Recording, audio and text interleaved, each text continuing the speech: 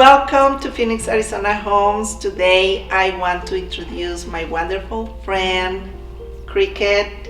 She and I share something in common. We both have children in the spectrum of autism, and our children have different needs. And today our goal is to give families the resources and the orientation that they need to decide where to get the services that they need for their children, or if you are looking to relocate, where do you want to live? And to be honest, the first thing to do is to find where the services and schools will be the best fit for your child. And I'm gonna let Cricket say something about herself, her experiences, because she's been longer in this journey, and it's something I admire and respect, and she's a model for me.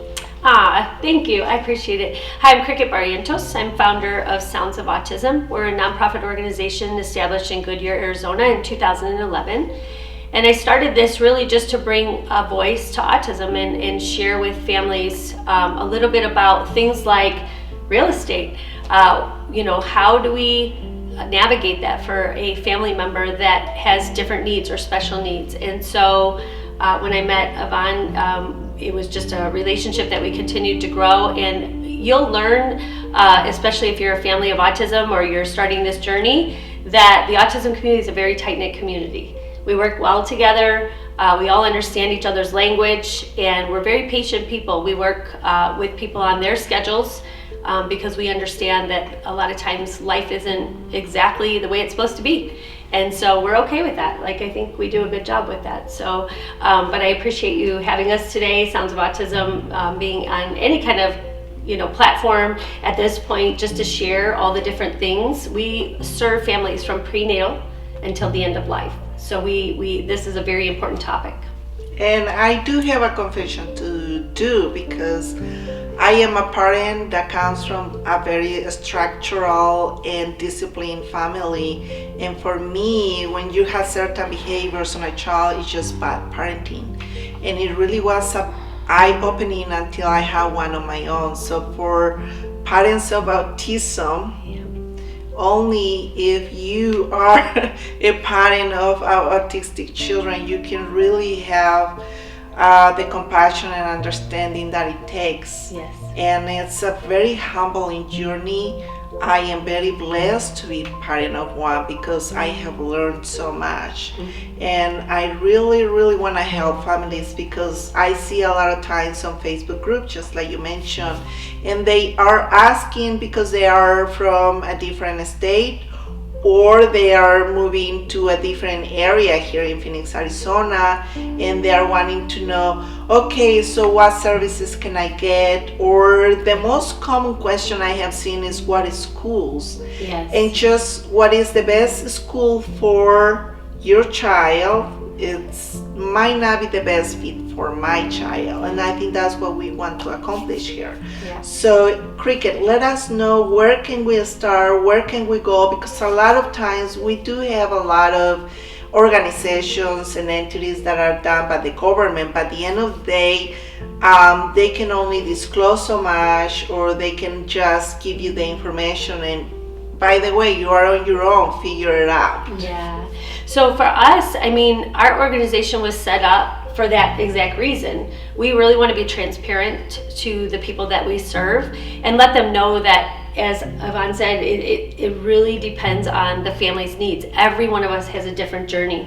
Our son, we chose the school district that we are in now, and the homes that we live in now, because of the work that my sister did to figure out where in the state of Arizona would be best for us. And so when she moved here, she didn't have a special needs child, but she knew that the school districts were really good. And so because of that, we continued to stay in that school district all the way up until Landon graduated. And we did that because we didn't want him to have to go in and start all over again. That's a big challenge for all of us. So I always say, take your time, ask lots of questions. Your realtor, somebody like Yvonne, she knows She deals with it, she lives with it every day. She will be able to support you, not just on purchasing a great home, but really finding that great community that's necessary for you to be successful as a parent. It is. It really is about connecting with the autism community. You might think public school is a good fit for your child, but it might not. Yeah. And then you want to research about that, and sometimes we want them in a public school because we want them to learn the social aspect for it, but then sometimes that's not the best option. And not only that, that's a very hard decision to do, but when you're in public school, I have learned that not every teacher might be a good fit. And when you have 4 or 5 teachers with your child, and you just have a certain amount of hours that are going to be dedicated to your child, the public school receives certain amount of money that goes into a school of your choice, and it can be a private school, and then you can go from having a part-time special education teacher to a full-time team of teachers, not just one special education. And for my experience, when we had challenges, it was when the special education teacher was not there and I didn't know any better. We could and had access to an advocate that cared enough for a child and also had kids in the spectrum of their own, that he recommended us to a certain school, and it was a day and night experience, not only for us but for our son. Yeah. To be successful. Our family knew that our son was in the spectrum, but then again there were certain aspects they didn't understand, and sometimes there were sometimes interactions where it was a challenge, and without us saying anything, they noticed something different when the transition happened. Is there for certain kids in the spectrum that they need to have certain commodities in a home? Oh yeah, absolutely. So for us, when we first moved out to Arizona, it was just me and the 2 kids. And so there was a home that it was right around the time the economy was going bad, around 2006, 7, 8. And we purchased a home with a green belt next door, so that as I'm cleaning the house, I could open the windows, open the doors, and see the kids playing in the front yard. But Landon was used to understanding, stay in this area, and if you go over this side, you have to come back inside. So we set the boundaries, because recently our organization hosted a lady who discussed drowning. And she said, Cricket, a lot of the families with autistic kids, they don't realize these kids do something called elopement, where they will get out of their house. I call them escape artists. They're able to, we put a big deadbolt way on the top of the chair, or the door, and Landon pulled the chair over and was able to open it at 2 years old. And our dog started barking. He never barked, and so we ran and got him back in. But they run towards water. And so when we train law enforcement, or we train police or fire, we explain to them, you really have to be aware if those kids get out, look for the water, because for whatever reason, we don't know, but they say drowning is one of the leading causes of death with kids with autism. Another issue is when my son was going through some changes at 15, he could not look at a white wall. He struggled with that. Well, we just got done painting our entire house white with black trim. And so I'm like, oh my gosh, we just did this. So we had to change his room to blue. So we had to change it because he couldn't deal with the look of the wall. And so a lot of times, a typical society wouldn't know those things. But if you were to have a conversation with me and you started asking me questions about our needs, you would be able to fulfill those, understanding why that's important, and not just sell me anything. And cactus in front of the house, if they have sensory issues and they're afraid of those types of things, all of those things can play a part in how successful your journey is. And if this is going to be a long-term decision, because it probably will be, make the right decision. Make the Allow right Yvonne to decisions. help you. Yeah. She's experienced. She knows. And I am going to say, by my experience, and you can correct me, the house is not the most important, or the location of the house is not the most important thing, but what is going to be the travel time to the needs of their child or children, if there is multiple children in a family, and then make decisions based that. So I would suggest that for those families to resource what are the best services, what is the school that is going to feed their kids best, and go from there. I know for us, we like in the last 4 years, once we learned our child was with autism, we set up an alarm and every night is there, because we want to make sure, like you said, they can get out in the middle of the night and go in the pool because they love water for some reason. Now, are they all equipped to swim is the question. Yeah, it just depends. It all depends. Yeah. So I know you recently did a milestone with your organization and the police department. Share about that. Yeah, so it's actually community. So our 2021 initiative with Sounds of Autism is to go into a city, and we started with the West Valley. So we have 12 cities, and I include Luke Air Force as one of those cities. And we go in and we meet with the mayor, that's step one, or the council. We ask for their blessing. Will you allow us to come into your city and help support your families, bridging the gaps?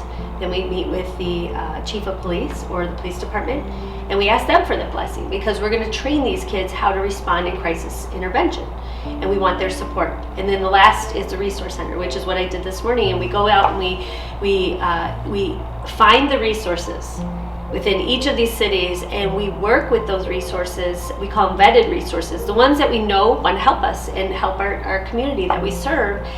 And we work together to build a team in a community. We unify, and that's what it's called, the Unified Responder Community. And what that is everybody has a responsibility to work together.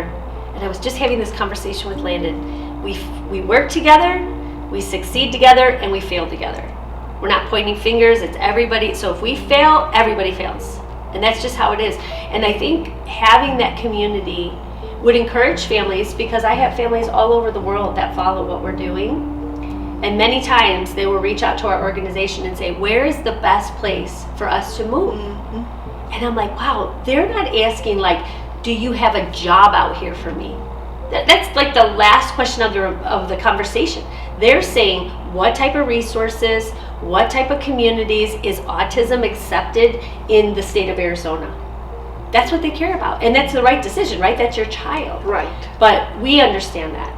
And so with those families, when they reach out, I advocate, come to Arizona, because we have some great communities. We have some great people like Yvonne that just, her and I met a couple years ago, and right away we just connected. We've had this bond. We haven't seen each other since COVID, and look where we're at today. So absolutely, we encourage you to, look at this as an option, because there's a lot of families who we know really struggle. They feel alone, they don't feel support, and they believe that integrating their child is the last thing they would ever imagine themselves doing. And our mission at Sounds of Autism is to integrate families and children back into society through love and support. And the love portion is our families. We want to help you not feel alone and empower you to be able to raise these kids. And the support is all of the community people that come together to help respond to your needs. And I want to say thank you for that, Cricket, because my husband and I start having suggestions from friends or other parents that had autism in the family, and they tell us that our son had the symptoms. We were in complete denial. Yeah, us too. It was very hard. We did not even want to go that route. And it took a certain moment in life, it took a certain person in life where we had to face it. And it was very painful. Had nothing to do with pride. I think it's one of those things that you never think it will happen to you. And then there you are, and you know nothing about it. You have heard about it, but you don't know what to do. You don't know how to act. And now you have lived to a certain standard, especially when you have kids previous to. And you made standards and you made goals, and then all that you have to remove and renew and start all over. And there is no shame on it. The sooner you make those decisions, the better, and the sooner you give your child the help they need, the better. Now, I do have a lot of friends and a lot of clients that I never hide this from them, and I know they want to help. So how we can help you in this organization? For us, it's just, I call everybody my marketing team. Once you learn about us, you're my marketing team. We need your voice. And that's why we're Sounds of Autism. We want to bring a voice. And I think for us, it's just bringing awareness to the fact that there's resources out there. And with our unified communities, those resources, we're just identifying them and we're bringing awareness to them. Because a lot of times they're small organizations, they don't spend their money on marketing, and they don't really know how to get their name out there, but they have awesome resources for our families. And when I hear that a family is alone or they're not getting the resources they need, I'm like, I'm sure they're there. We just don't know about it. So our organization is really set up to help support with educational curriculum from law enforcement, educational leaders, mental and behavioral health solutions, early intervention. We work with all leaders to help make them better at what they're doing so that they can support this community. And again, we work together. I think for us, the biggest thing is we are a tax credit organization. All of the tax credit monies that are donated to us go towards law enforcement training. 100%, my husband and I have chosen to pay the overhead administrative cost. So 100% of the dollars that we have coming in go towards the cause, which is unheard of. But we've really developed this to the point where now we're actually going to Russia before we go to the next state, which is Illinois. We're in Russia. So we're already international, which is amazing. Let me know, what cities are your goal with the police department and the fire department that you are still trying to bring these services to? So right now, we just finished about a month and a half ago. We trained, I think it was over 50 security forces on Luke Air Force Base. So their entire base is now trained as responders of autism, which is cool. We have met with all law enforcement. I think there's 3 cities, Youngtown, which I don't even know if they have a police department. We have to find out. And Tullison, we're still working to speak to them. And I think Peoria, those 3. Other than that, every department, chief or assistant chief, has met with us, and all of them are very supportive, which is awesome. The city of Buckeye, they were the ones that we really created our police training for when that Buckeye incident happened way back when. And I met with the assistant chief yesterday and showed him, and I said, it was a bad experience at that time, but that experience will change the lives for everybody involved, community, responders, educators, and the autism community at-risk population, actually. So we have a lot going on, but yes, there's the training is about 2 hours for police officers, 45 minutes for the at-risk population, officers training the kids, and then we teach the community, this is your role. This is what we need your help in. So, you understanding this and having this when you're talking to your families and they mention they have a child with autism, I know, Yvonne, you will say, I have a great organization that's going to help you. And you can give that away. That's what we need from you, is just to be able to share with the families, especially the new ones coming in. So right away, they just feel community. And community is huge. I come from a farm family. I come from a restaurant family, I come from a police family, an autism family. All those communities are very strong communities, and we work together. And I think that's huge. So we are now identifying everybody that works with us as a responder of autism. So Yvonne, today you are a responder of autism. You are doing something unconditionally to serve your community to make it better. And that's really what we look for in people like you. So thank you for doing that. Thank you, Cricket. And really is today what we're doing. It really is not much about real estate. Real estate becomes secondary. Yeah. You really need the resources. You need to find out what is best for your child, and do not rely on others people's experiences unless is the fit for your child. Because again, my child is in a different needs that Cricket's child is, even though her child is a lot older. Yeah. But definitely it's a very different experience. Different, I always say different side of the spectrum. Different side of the it's spectrum. Just, all of it. All they say kids with autism are like a fingerprint. Yes. You never Very see unique. the same one. Very exactly. unique. Yep. And I would say, if you can contribute to her organization where you can bring more services than what she already has, please contact her. All the information is gonna be on the description. We need more cities to be involved with the police department.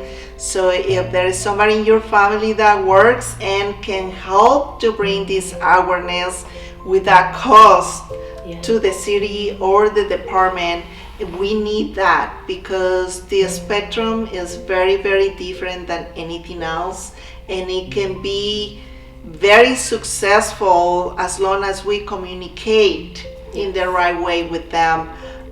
They might see a white and we see a black, and it's just about to come to a compromise. Yep. And it can be a win-win for everybody. But these kids are so amazing, let me tell you. I want you to share what are the gifts of your child, because these kids are not disabled. And this is a label that was put to these children in the past. But they are gifted children. They are different. Yep. So Landon has always obsessed over animals. That's his thing. So he likes these little Schleich animals, but they go from like little, like itty bitty mini versions where you could hardly see them, and I find them on the floor all the time, to all the way to these gigantic like King Kong and Godzilla. You know, he loves to fight these animals with each other, and sometimes he'll buy it where the mouth can open, and he puts the animal in the mouth like this animal is a predator and he's eating that animal, you know, and he just has such an imagination. And what I love about that is when he was like 5 or 6, the teachers claimed that he would never have an imagination. He couldn't think, which sometimes I see that, like if we're acting or something, sometimes he doesn't understand, like when you say, so what did you do today? When you're acting, he doesn't know how to like pretend. But when you ask him about animals, it's like who versus who wins. That's a whole different ball game for him. But recently we were playing a game. It's an imaginary game, and he said, let's go through from A to Z all the dinosaurs and tell me a dinosaur's name for every letter. And we got to W, and he couldn't think of one. And so I wouldn't let him Google it on his phone. I just said, think of something. So he came up with a name of wolf raptor, which is half wolf, half velociraptor. And so I said, draw a picture of it. So he did. Well, his best friend Alex loves to draw. So he drew one, and the artist, like he's just an artist, Alex is. Landon's got the vision of these hybrid animals, and Alex can draw them. So they both did those things, gave them to me. I did a little computer magic and gave it back to them. They loved it. So their name for their new project, which is their cleaning business, is called Team Wolf Raptor. So it's the Stop Project, and their team name is Team Wolf Raptor. But they did this now for 26 hybrid animals and dinosaurs. So they put these together, and once they draw them, then I do my magic, and we have 26 for every letter of the alphabet, and then we're going to actually manufacture these things, and they're going to be something that kids can get and buy and all that kind of stuff. So we have a lot of stuff. But, you know, you asked me that question, and for Landon, it's, you know, it's a fun thing and it's exciting, but, you know, recently with working with law enforcement, we've found that some of these kids, their obsessions are dangerous.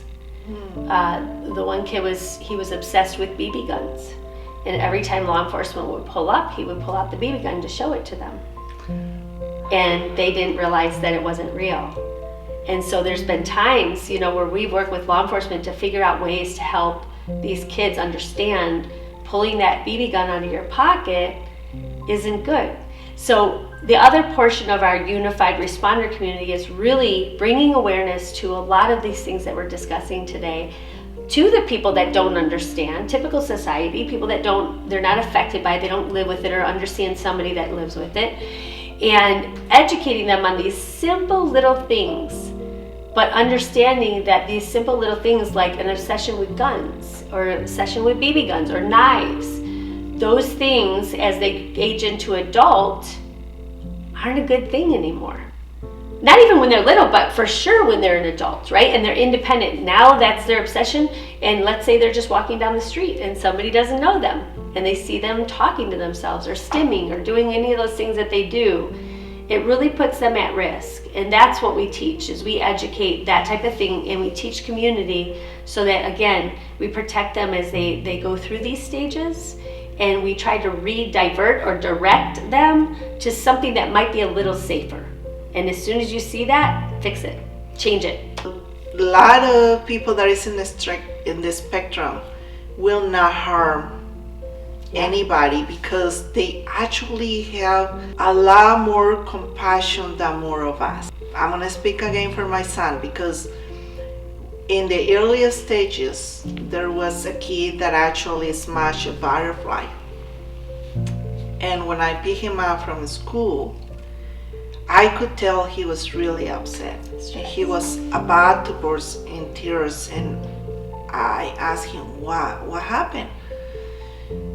And his whole conversation, and it was very devastating for him, it was about a kid smashing this butterfly, and he just could not understand why. So a lot of these people and children in the autism are really misunderstood, and this is why it's so important to get our law enforcement involved and trained and bring more awareness into our society about these children, because they feel rejected and they want to fit in, and when they are in their own environment, it can be so negative to bring suicide to them or a big depression to them, where it doesn't have to be. They can be such a big help in the society, in the community. They are just different and they need to be accepted and acknowledged. I think honestly, Yvonne, we our organization made a pact long ago that we would never exploit the kids that we serve. Put a dirty picture, their dirty face picture on a postcard and send it out. Please, help support these kids. We decided that we were going to focus on the abilities that they bring and really show that and showcase that through the different programs. And that's why I think we have so many programs, is because we know that there's so many different avenues that we could go to. In music, like you said, music, art, a lot of that type of stuff is, but then there's also statistics, and they can tell you things that happen with sports and things way back when, and just so many different things. So a lot of times we'll ask the parents, like, what is your child's thing? And when we say that, we all understand that word. Like, what do you mean thing? People in the typical society would be like, what do you mean the thing? The thing that keeps your child going. The thing that inspires him every day. If Lennon didn't have a day, if there was one day in his life that he didn't have animals surrounding him, I would know something was wrong. Okay. Or we're moving to a new milestone. One of the two, but I don't ever see that day coming. And I believe as he ages into an adult, he'll find a way to continue having that relationship with these animals, but do it in a way where he doesn't look like a little guy. And so he's smart enough to figure that stuff out. And right now he's working on horse ranches to help, with the horses. So he's going more to a different level now, where he's actually with live animals. And just watching him, you can just see the love that he has, but those horses also have a love for him. And they understand that Lennon's, he's different. He is that compassionate person. He's very sweet and docile. And I think that's why a lot of families really keep these kids protected. I call them baby angels. That's what they are. And they are. They're also truth tellers. Yeah. And they're truth tellers, and they're negotiators. And they are very good negotiators. You do very good negotiators. Very good negotiators. You have to be careful what you tell them. Yes. We'll learn that very early. Yes, ma'am. So tell me, who are the best advocate for these children? Yeah, the parents absolutely, 100%. And sometimes even the siblings, because they too understand. Sometimes the siblings are even better because mom and dad sometimes, tend to overprotect and not allow them to be the fullest potential, where the siblings are more like, Mom, you got to stop babying him, he can do it, And so I know our daughter did a really good job with that, and she kept us focused on what we should be doing. And this year we actually gave Landon the opportunity to have a little bit of independence when we were going back and forth to here in somebody that was sick at home in Illinois. And when that happened, he really grew. My husband said he grew in 6 months faster than we could have taught him in 6 years. Yeah. What will be the best piece of the advice you will give parent looking to relocate or moving into a different area here in the Valley? Yeah, I would definitely, do your homework, number one. Look at the community. Don't just look at the home and the property and all of those types of things. Look at your community, because this community is either going to embrace you or it's just going to be a very distant relationship. And I feel like, and I say this all the time since day one of my nonprofit, it takes a community to raise a child with autism, because we all need to work together. We all need to support one another. With two parents working in a home, a lot of times you have to rely on your neighbors to make sure that they get off the bus and get in the house safely. And so after you decide that Arizona is the right place for you, because we know it is, then I would encourage you to find a realtor that understands what you are experiencing on a daily basis. And there's nobody better than a parent raising a child with autism to do that for you. Those are the best advocates.